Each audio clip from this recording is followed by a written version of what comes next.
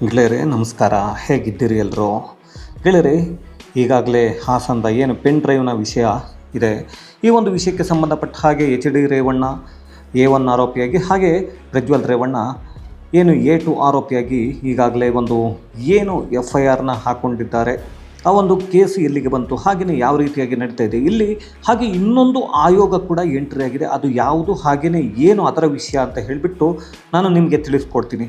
ಹಾಗೆಯೇ ಇಲ್ಲಿ ಯಾವ ರೀತಿಯಾದಂತಹ ಒಂದು ಬೆಳವಣಿಗೆಗಳು ಆಗಿದೆ ಅನ್ನೋದನ್ನು ನೋಡ್ಕೊಂಡು ಬರೋಣ. ಈಗಾಗಲೇ HD ರೇವಣ್ಣ ಮತ್ತು ಪ್ರಜ್ವಲ್ ರೇವಣ್ಣಗೆ 24 ಗಂಟೆಗಳಲ್ಲಿ ಹಾಜರಾಗಬೇಕು ಅಂತ ಹೇಳಿಬಿಟ್ಟು SIT ನೋಟಿಸನ್ನು ಕೊಟ್ಟಿದೆ. ಏನಾದರೂ ಹಾಜರಾಗದಿದ್ದರೆ ಹಾಗಾದರೆ ಏನಾಗುತ್ತೆ ಅಂತ ನಾವು ನೋಡಬೇಕಾಗತ್ತೆ. ಇಲ್ಲಿ ಏನಾದರೂ ಹಾಜರಾಗದೇ ಇದ್ದರೆ ಅರೆಸ್ಟ್ ಆಗುವಂತಹ ಸಾಧ್ಯತೆ ಕೂಡ ಹೆಚ್ಚಾಗಿದೆ. ಹಾಗಾದರೆ ಈ ಒಂದು ನೋಟಿಸ್ ಕೊಡ್ತಿದ್ರಾ ಅಂತ ಅಂದರೆ ನಿನ್ನೆ ನನಗೆ ಕೊಡ್ತಿದ್ರಾ ಇಲ್ವೋ ಗೊತ್ತಿಲ್ಲ SITನವರು. ಬಟ್ ಇಲ್ಲಿ ಏನಾಗಿದೆ ಅಂದರೆ, ಇಲ್ಲಿ ಒಂದು ವಿಷಯ ಆಯಿತು. ಈಗಾಗಲೇ ಅವರ ಡ್ರೈವರ್ನ ಕರೆಸಿಬಿಟ್ಟು, ಏನು ಹಳೆ ಡ್ರೈವರ್ ಇದ್ದರು, 14 ವರ್ಷ ಕೆಲಸ ಮಾಡಿದ್ದಂತಹ ಕಾರ್ತಿಕ್ ಅವರನ್ನು ಕರೆಸಿ ಇಂಕ್ವೈರಿಯನ್ನು ಮಾಡ್ತಾರೆ SIT ಅವರು. ಅದಾದ ನಂತರ ನಿನ್ನೆ ಸಂಜೆ ಒಂದು ನೋಟಿಸ್ನ ಕೊಡ್ತಾರೆ. ಯಾಕೆ ಕೊಟ್ಟರು ಅಂತ ಹೇಳೋದಾದರೆ, ಇಲ್ಲಿ ಕೆಲವರು ಹೇಳೋ ಪ್ರಕಾರ ಇದನ್ನು ಈಗ ಸದ್ಯಕ್ಕೆ ಕೊಡ್ತಿರಲಿಲ್ಲ, ಯಾಕೆಂದರೆ ಇದು ಹೈ ಪ್ರೊಫೈಲ್ ಕೇಸ್ ಅನ್ನೋ ಥರ ನೋಡ್ತಿದ್ರು ಅನ್ನೋದಿದೆ. ಹಾಗಾಗಿ ಇಲ್ಲಿ ನೋಟಿಸನ್ನು ಕೊಡ್ತಿದ್ರು ಇಲ್ಲೋ ಅದು ನನಗೂ ಗೊತ್ತಿಲ್ಲ. ಆದರೆ ಕೊಟ್ಟಿರೋದಕ್ಕೆ ಮುಖ್ಯ ಕಾರಣ ಇರತಕ್ಕಂಥದ್ದು ಒಂದು ರಾಷ್ಟ್ರೀಯ ಮಹಿಳಾ ಆಯೋಗ ಇಲ್ಲಿ IG ಆಗಿರ್ತಕ್ಕಂತಹ ಅಲೋಕ್ ಮೋಹನ್ ಅವರಿಗೆ ನೋಟಿಸನ್ನು ಕೊಟ್ಟಿದೆ. ಈ ಅಶ್ಲೀಲ ವಿಡಿಯೋಗೆ ಸಂಬಂಧಿಸಿದಂತೆ ಕೇಸ್ನ ತನಿಖೆ ಎಲ್ಲಿಯವರೆಗೆ ಬಂದಿದೆ ಆ ವರದಿಯನ್ನು ನೀಡಿ ಅಂತ ಹೇಳಿಬಿಟ್ಟು. ಹಾಗಾಗಿ ನಿನ್ನೆ ಸಂಜೆ ರೇವಣ್ಣ ಹಾಗೂ ಪ್ರಜ್ವಲ್ ರೇವಣ್ಣ ಅವರಿಗೆ ನೋಟಿಸನ್ನು ಸರ್ವ್ ಮಾಡಿದೆ SIT. 24 ಗಂಟೆ ಒಳಗೆ ವಿಚಾರಣೆಗೆ ಹಾಜರಾಗುವಂತ ತಿಳಿಸಿದೆ. ಮತ್ತೊಂದು ಪ್ರಕರಣಕ್ಕೆ ಪ್ರಜ್ವಲ್ ರೇವಣ್ಣ ಏನಾದರೂ ತಗಲಾಕೊಳ್ತಾರಾ? ಹಾಗಾದರೆ ಕಾಯ್ದು ನೋಡಬೇಕಾಗತ್ತೆ. ಯಾಕಂದರೆ ಈಗ ಈ ಒಂದು ತನಿಖೆಗೆ ಮತ್ತೊಂದು ಟ್ವಿಸ್ಟ್ ಅನ್ನುವ ಹಾಗೆ ಮಕ್ಕಳ ಹಕ್ಕುಗಳ ಆಯೋಗ ಕೂಡ SITಗೆ ಪತ್ರವನ್ನು ಬರೆದಿದೆ. ಈ ಒಂದು ವಿಡಿಯೋಗಳಲ್ಲಿ ಮಕ್ಕಳನ್ನು ಬಳಸಿಕೊಂಡಂತೆ ಕಾಣ್ತಾ ಇದೆ, ಅದರ ಬಗ್ಗೆಯೂ ಕೂಡ ತನಿಖೆಯನ್ನು ನಡೆಸಿ ಅಂತ ಹೇಳಿಬಿಟ್ಟು ಬರೆದಿದೆ. ಗೊತ್ತಿಲ್ಲ ಅಲ್ಲಿ ಮಕ್ಕಳಿದ್ದಾರಾ? ಹಾಗಾದರೆ ಇರಬಹುದು, ಇಲ್ಲದೇನೂ ಇರಬಹುದು, ನನಗೆ ಗೊತ್ತಿಲ್ಲ. ಏಕೆಂದರೆ ಲಕ್ಷ್ಮೀ ಹೆಬ್ಬಾಳ್ಕರ್ ಅವರು ಯಾವುದೋ ಒಂದು ಕಡೆ ಹೇಳ್ತಾ ಇದ್ದರು, ಆ ಒಂದು ವಿಡಿಯೋದಲ್ಲಿ 15 ವರ್ಷದಿಂದ 60 ವರ್ಷದವರೆಗಿನ ಹೆಣ್ಣು ಮಕ್ಕಳಿಂದ ಹಿಡಿದು ಅಂದರೆ ವಯಸ್ಸಾದವರೆಗೂ ಇದ್ದಾರೆ. 15 ವರ್ಷದಿಂದ 60 ವರ್ಷ ವಯಸ್ಸಾದವರು ಕೂಡ ಅಲ್ಲಿ ಇದ್ದಾರೆ ಅನ್ನೋದು ಆ ಒಂದು ವಿಡಿಯೋದಲ್ಲಿ ನಮಗೆ ಕಾಣಿಸುತ್ತೆ ಅಂತ ಹೇಳ್ತಾರೆ.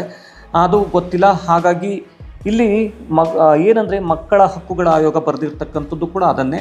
ನಾವು ಆ ವಿಡಿಯೋವನ್ನು ನೋಡಿದಾಗ ಅಲ್ಲಿ ಮಕ್ಕಳನ್ನು ಕೂಡ ಈ ಒಂದು ಕೃತ್ಯದಲ್ಲಿ ಬಳಸಿಕೊಂಡ ಹಾಗೆ ಕಾಣಿಸ್ತಾ ಇದೆ.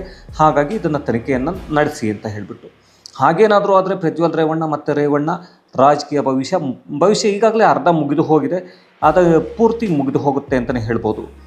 ಇನ್ನು ಸ್ವಲ್ಪ ನಾವು ಈಗ ಪೆನ್ ಡ್ರೈವ್ಗೆ ಸಂಬಂಧಪಟ್ಟಾಗಿ ಪೆನ್ ಡ್ರೈವ್ ಹೇಗೆ ಬಂತು, ಹಾಗೆಯೇ ಈ ಪ್ರಜ್ವಲ್ ರೇವಣ್ಣ ಈ ಪೆನ್ ಡ್ರೈವ್ನ ಯಾಕೆ ಮಾಡ್ಕೊಂಡಿದ್ದ ಪುಣ್ಯಾತ್ಮ ನಮಗೆ ಇನ್ನೂ ಗೊತ್ತಿಲ್ಲ. ಅದರ ಬಗ್ಗೆ ಮಾತಾಡಲ್ಲ, ಯಾಕೆಂದರೆ ಅದು ತನಿಖೆ ನಡೆದು ಈತ ಈಗ ಆರೋಪಿಯಾಗಿರ್ಬೋದು, ಅಪರಾಧಿ ಅನ್ನುವುದು ಸಾಬೀತಾಗುವವರೆಗೂ ನಾವು ಇದು ಸತ್ಯನೇ ಅಂತ ಹೇಳುವ ಥರ ಇದ್ರೂ ನಮ್ಮ ಕಣ್ಣಿಗೆ ಕಾಣ್ತಿದ್ರೂ ನಮಗೆ ಕಾಣಿಸಿದ್ರೂ ನಾವು ಹೇಳೋದಕ್ಕಾಗ್ತಿಲ್ಲ. ಯಾಕೆಂದರೆ ತನಿಖೆ ನಡೆಯುವ ಸಂದರ್ಭದಲ್ಲಿ ನಾವು ಅಪರಾಧಿ ಅಂತ ಯಾರನ್ನು ಕೂಡ ಹೇಳುವ ಹಾಗಿಲ್ಲ. ಹಾಗಾಗಿ ಇಲ್ಲಿ ಒಂದನ್ನು ನಾವು ನೋಡಬೇಕಾಗತ್ತೆ. ಇವತ್ತು ಅವರ ಏನು ಮಾಜಿ ಡ್ರೈವರ್ ಕಾರು ಚಾಲಕ ಇದ್ದರು ಕಾರ್ತಿಕ್, ಅವರನ್ನು SIT ಕರೆಸ್ತು ಎಂಕ್ವೈರಿ ಮಾಡಿದ್ದಾರೆ. ಆದರೆ ಆ ಎಂಕ್ವೈರಿಗೆ ಹೋಗೋದಕ್ಕೆ ಮೊದಲು ಅವರು ಕೆಲವೊಂದು ಹೇಳಿಕೆಗಳನ್ನ ನೀಡ್ತಾರೆ TV ಮುಂದೆ, ಅಂದರೆ ಮಾಧ್ಯಮದ ಮುಂದೆ. ನಾನು ಕೇವಲ ಪೆನ್ ಡ್ರೈವು ನನ್ನ ಹತ್ರ ಇದ್ದಿದ್ದು ನಿಜ ಇದೆ, ಆದರೆ ನಾನು ದೇವರಾಜಗೌಡರಿಗೆ ಮಾತ್ರ ಕೊಟ್ಟಿದ್ದೆ, ಅದನ್ನು ಬೇರೆ ಯಾರಿಗೂ ನಾನು ಕೊಟ್ಟಿಲ್ಲ, ಅವರೇ ಇದನ್ನು ವೈರಲ್ ಮಾಡಿರಬಹುದು ಅಂತ ಹೇಳಿಬಿಟ್ಟು ಇದರಲ್ಲಿ ಕಾಂಗ್ರೆಸ್ಸಿನವರನ್ನು ಎಳೆದು ತರಬೇಡಿ ಅಂತ ಹೇಳ್ತಾರೆ. ಗೊತ್ತಿಲ್ಲ ಇವರು ಯಾಕೆ ರಾಜಕೀಯಕ್ಕೆ ಹೋಗಿ ಎಂಟ್ರಿ ಆದರು ಅಂತ. ಅದಕ್ಕೆ ಒಂದು ಚಿಕ್ಕ ಟ್ವಿಸ್ಟ್ ಕೂಡ ಇದೆ, ಅದನ್ನು ಹೇಳ್ತೀನಿ ನಾನು ನಿಮಗೆ. ಅದಕ್ಕೆ ಇಲ್ಲಿ ಅವರು ತುಂಬ ಉದ್ದ ಹೇಳಿದ್ದಾರೆ, ನಾನು ಸಿಂಪಲಾಗಿ ಹೇಳಿ ಮುಗಿಸ್ಬಿಡ್ತೀನಿ. ಯಾಕೆಂದರೆ ನಮಗೆ ಎಳೆಯೋದು ಕುಯ್ಯೋದು ತುಂಬ ಆಗಲ್ಲ. ಹಾಗೆ ಅದಕ್ಕೋಸ್ಕರ ಇವರು ದೇವರಾಜಗೌಡರು ಬಂದುಬಿಟ್ಟು ಅವರು ಕೂಡ ಒಂದು ಹೇಳಿಕೆಯನ್ನು ಕೊಡ್ತಾರೆ. ಅವರೇ ಹೇಳಿದ್ದಾರೆ ಕಾಂಗ್ರೆಸ್ನವರನ್ನು ಎಳೆದು ತರಬೇಡಿ. ಯಾಕೆಂದರೆ ಅವರು ಹೇಳಿರೋದೇನೆಂದರೆ, ಕಾರ್ತಿಕ್, ಮೊದಲು ನಾನು ಕಾಂಗ್ರೆಸ್ ಅವ್ರ ಹತ್ರಕ್ಕೆ ಆ ಪೆನ್ ಡ್ರೈವ್ನ ತೊಗೊಂಡು ಹೋದೆ, ಅಲ್ಲಿ ನನಗೆ ನ್ಯಾಯ ಸಿಗಲಿಲ್ಲ, ಹಾಗಾಗಿ ನಾನು ದೇವರಾಜಗೌಡರ ಹತ್ರ ತೊಗೊಂಡು ಬಂದು ಕೊಟ್ಟೆ, ಅವರೊಬ್ಬರು ಏನಂದರೆ ವಕೀಲರಾಗಿದ್ದ ಕಾರಣದಿಂದ ಅಂತ ಹೇಳಿಬಿಟ್ಟು ಇಲ್ಲಿ ದೇವರಾಜಗೌಡರು ಕೂಡ ಹೇಳ್ತಾರೆ ಏನಂತ, ಅವರೇ ಹೇಳಿದ್ದಾರೆ ಕಾಂಗ್ರೆಸ್ ಹತ್ತಿರ ಹೋದೆ ನಾನು, ಅಲ್ಲಿ ನ್ಯಾಯ ಸಿಗಲಿಲ್ಲ, ಅದಕ್ಕೆ ದೇವರಾಜೇಗೌಡರಿಗೆ ನಾನು ತೊಗೊಂಡು ಬಂದು ಕೊಟ್ಟೆ, ನ್ಯಾಯವನ್ನು ಕೊಡಿಸಿ ನನಗೆ ಅಂತ ಹೇಳಿಬಿಟ್ಟು. ಯಾಕೆಂದರೆ ಅಷ್ಟೊತ್ತಿಗಾಗಲೇ ಅವರು ಇಂಜೆಕ್ಷನ್ ಆರ್ಡರನ್ನು ಕೋರ್ಟಿಂದ ತೊಗೊಂಡು ಬಂದರು, ಇದನ್ನು ಯಾರೂ ಪ್ರಸಾರ ಮಾಡಬಾರ್ದು ಅಂತ. ಅದರಲ್ಲಿ ಪರ್ಟಿಕ್ಯುಲರ್ ಆಗಿ ಎಲ್ಲ ಸೋಷಿಯಲ್ ಮೀಡಿಯಾದ ಹೆಸರುಗಳು, ಏನು ಯೂಟ್ಯೂಬ್ ಚಾನಲ್ಗಳಿದೆ ಅದರದ್ದು, ಹಾಗೆಯೇ ಮೀಡಿಯಾದ್ದು ಅಂದರೆ ಟಿ ವಿ ಚಾನಲ್ಗಳ ಹೆಸರುಗಳು, ಅದರ ಜೊತೆಗೆ ವ್ಯಕ್ತಿಯ ಹೆಸರು, ಅದರಲ್ಲಿ ಕಾರ್ತಿಕ್ ಅನ್ನೋ ವ್ಯಕ್ತಿಯ ಹೆಸರಿತ್ತು. ಆ ಕಾರ್ತಿಕ್ಗೆ ಏನು ಪ್ರಜ್ವಲ್ ರೇವಣ್ಣರ ಮಾಜಿ ಕಾರು ಚಾಲಕ ಏನಿದ್ದು ಕಾರ್ತಿಕ್, ಆ ಕಾರ್ತಿಕ್. ಹಾಗಾಗಿ ಇಲ್ಲಿ ಒಂದು ವಿಷಯವನ್ನು ನಾವು ತಿಳ್ಕೊಬೇಕಾಗತ್ತೆ. ಹಾಗಾದರೆ ಯಾರು ವೈರಲ್ ಮಾಡಿದ್ರು ಅಂತ ಇವರು ಈಗ ದೇವರಾಜೇಗೌಡರು ಹೇಳ್ತಿದ್ದಾರೆ. ಯಾಕೆಂದರೆ ನಾವು ಕೆಲವು ಬಾರಿ ಈಗ ನಾನು ಇವರ ಒಂದು ಸೋಷಿಯಲ್ ಮೀಡಿಯಾದಲ್ಲಿ ಕೆಲವೊಂದು ನೋಡ್ತಾ ಇದ್ದೆ ವಿಡಿಯೋಗಳನ್ನು. ಅಂದರೆ ಈಗಾಗಲೇ ಕಾಂಗ್ರೆಸ್ನ ಏನು MP ಅಭ್ಯರ್ಥಿಯಾಗಿದ್ದರು ಶ್ರೇಯಸ್ ಪಟೇಲ್ ಅವರು, ಅವ್ರನ್ನ ಕೆಲವೊಂದು ಊರುಗಳಿಗೆ ಹೋದಾಗ ಇದೇ ಕಾರ್ತಿಕ್ ಅವರು ಕಾಂಗ್ರೆಸ್ನ ಜೊತೆ ಅಂದರೆ ಕಾಂಗ್ರೆಸ್ನ ಅಭ್ಯರ್ಥಿಯ ಜೊತೆ ಕಾಣಿಸ್ಕೊಂಡಿದ್ದಾರೆ. ಈ MP ಎಲೆಕ್ಷನ್ನಲ್ಲಿ ದೇವರಾಜೇಗೌಡರು ಹೇಳ್ತಿರೋ ರೀತಿಯಲ್ಲಿ ಹಿಂದೆ ಅವರು MLA ಎಲೆಕ್ಷನ್ನಲ್ಲೂ ಕೂಡ ಶ್ರೇಯಸ್ ಪಟೇಲ್ ಅವರ ಜೊತೆನೇ ಓಡಾಡಿದ್ದಾರೆ.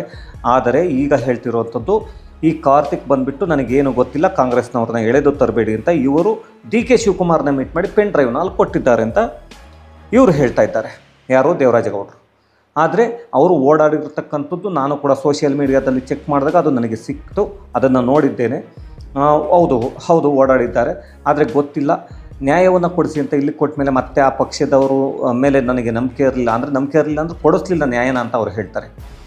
ಹಾಗಾಗಿ ಗೊತ್ತಿಲ್ಲ, ಇದು ಏನಿದ್ರು ಅದು ಅಲ್ಲೇ ಆಗಬೇಕು, ತನಿಖೆ ನಡೆದ ಮೇಲೆ ಇದೆಲ್ಲ ಸತ್ಯತೆಗಳು ಬರಬೇಕು. ಆದರೆ ಇನ್ನೂ ಒಂದು ವಿಷಯಕ್ಕೆ ಬರ್ತೀನಿ. ದೇವರಾಜೇಗೌಡರು ಇಷ್ಟೆಲ್ಲ ಸಮರ್ಥಿಸಿಕೊಳ್ತಾ ಇದ್ದಾರೆ, ಆದರೆ ಸಮರ್ಥನೆಯನ್ನು ಮಾಡಿಕೊಳ್ಳುವಾಗ ನಾನು ಒಂದು ವಿಷಯವನ್ನು ಕೇಳ್ತಾ ಇದ್ದೀನಿ. ನಿಮ್ಮ ಹತ್ತಿರ ಪೆನ್ ಡ್ರೈವನ್ನು ತಂದು ಕೊಟ್ಟಿದ್ದು ತಪ್ಪು, ಕಾನೂನು ರೀತಿಯಲ್ಲಿ ನಿಮಗೆ ಯಾಕೆ ಕೊಟ್ಟರು ಗೊತ್ತಿಲ್ಲ ವಕೀಲರು, ಹಾಗಾಗಿ ಬೇಕು ಅಂತ ಪೆನ್ ಡ್ರೈವನ್ನು ಕೊಟ್ಟಿಲ್ಲ, ನೀವು ಕಾಪಿಯನ್ನು ಹಾಕ್ಕೊಂಡಿದ್ದೀನಿ ಅಂತ ಹೇಳಿದ್ದೀರಿ. ನಿಮಗೆ ಹಾಸನದ ಹೆಣ್ಣು ಮಕ್ಕಳ ಭವಿಷ್ಯವೇ ಮುಖ್ಯವಾಗಿದ್ದರೆ, ದೇವರಾಜೇಗೌಡರು ಹೇಳುವ ರೀತಿಯಲ್ಲಿ ಇವರಿಬ್ಬರೂ ಸ್ವಾರ್ಥಿಗಳೇ ಇಲ್ಲಿ ನನಗೆ ಕಾಣಿಸ್ತಿರೋದು. ದೇವರಾಜೇಗೌಡರು ಇರ್ಬೋದು, ಕಾರ್ತಿಕ್ ಇರಬಹುದು. ಯಾಕೆ ಅಂತಂದರೆ BJPಯಿಂದ ಕಾಂಟೆಸ್ಟ್ ಮಾಡಿದ್ದಂಥ ಅಂದರೆ MLA ಎಲೆಕ್ಷನ್ಗೆ ನಿಂತಿದ್ದಂಥ ಹೊಳೆನರಸೀಪುರದಿಂದ ಅಭ್ಯರ್ಥಿಯಾಗಿದ್ದಂಥ ದೇವರಾಜೇಗೌಡರು ಇಲ್ಲಿ ಹೇಳ್ತಾರೆ, ನನಗೆ ಹೆಣ್ಣು ಮಕ್ಕಳ ಒಂದು ಏನು ನಮ್ಮ ಹೆಣ್ಣು ಮಕ್ಕಳ ಶೀಲ ಅದು ಇದು ಮುಖ್ಯ ನನಗೆ ಅಂತ ಹೇಳ್ತಿದ್ರು. ಅದಕ್ಕೋಸ್ಕರ ನಾನು ವೈರಲ್ ಮಾಡಿಲ್ಲ ಅಂತ. ಆದರೆ 7 ತಿಂಗಳಿಂದ ಹಿಂದೆ ಇದೇ ದೇವರಾಜೇಗೌಡರು ಒಂದು ಮಾತನ್ನು ಹೇಳ್ತಾರೆ, ಪ್ರಜ್ವಲ್ ನೀನು ಮಾಡಿರೋದು ಎಲ್ಲವೂ ನನ್ನ ಹತ್ತಿರ ಇದೆ, ಆದರೆ ಅದನ್ನು ನಾನು ಯಾಕೆ ಹೊರಗೆ ಬಿಡ್ತಿಲ್ಲ ಅಂತ ಅಂದರೆ ನನಗೆ ದೇವೇಗೌಡರ ಮೇಲೆ ಹಾಗೆಯೇ ಕುಮಾರಸ್ವಾಮಿ ಅವರ ಮೇಲೆ ಅಪಾರವಾದ ಪ್ರೀತಿ ವಿಶ್ವಾಸ ಇದೆ, ಅವರನ್ನು ಕಂಡ್ರೆ ತುಂಬ ಗೌರವ ಇದೆ, ಅದಕ್ಕೋಸ್ಕರ ನಾನು ಈ ವಿಡಿಯೋವನ್ನು ನಾನು ಎಲ್ಲಿಯೂ ಹೊರಗೆ ಬಿಡ್ತಾ ಇಲ್ಲ ಅಂತ.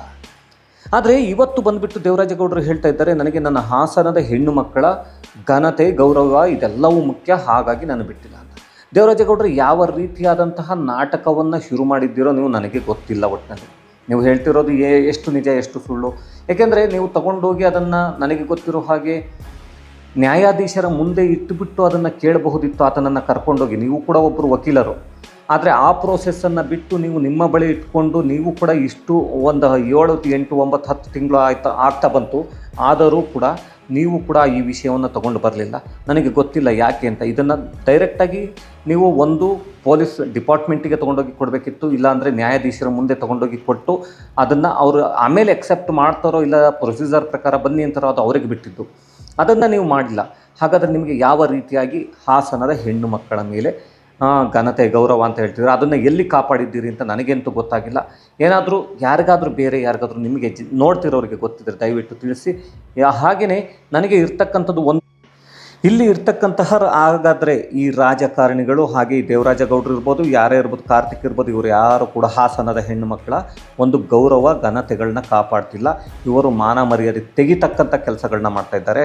ಇಷ್ಟೇ ಮಾಡ್ತಿರೋದು, ಇನ್ನೇನನ್ನು ಮಾಡಿಲ್ಲ. ಆ ರೀತಿಯಾಗಿ ಕಾಪಾಡುವುದಾಗಿದ್ದರೆ ನ್ಯಾಯಾಧೀಶರ ಬಳಿ ಕಾರ್ತಿಕ್ನ ಕರೆದುಕೊಂಡು ಹೋಗಿ ದೇವರಾಜೇಗೌಡರು ಕೂಡ ಕೊಡಬಹುದಿತ್ತು, ಕೊಟ್ಟಿಲ್ಲ.